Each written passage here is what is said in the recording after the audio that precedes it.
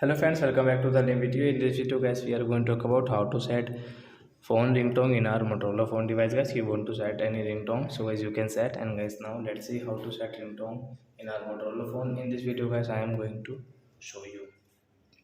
So before starting video friends, I want to tell you, if you need my channel and you are watching my video first time, so first of all go and subscribe my channel, click the bell icon and like my video. So friends, first of all open your phone setting to set ringtone. Then guys, click on your sound setting and guys scroll, and guys click on this last advanced, and guys again scroll, and guys you can see your sim 1, sim 2.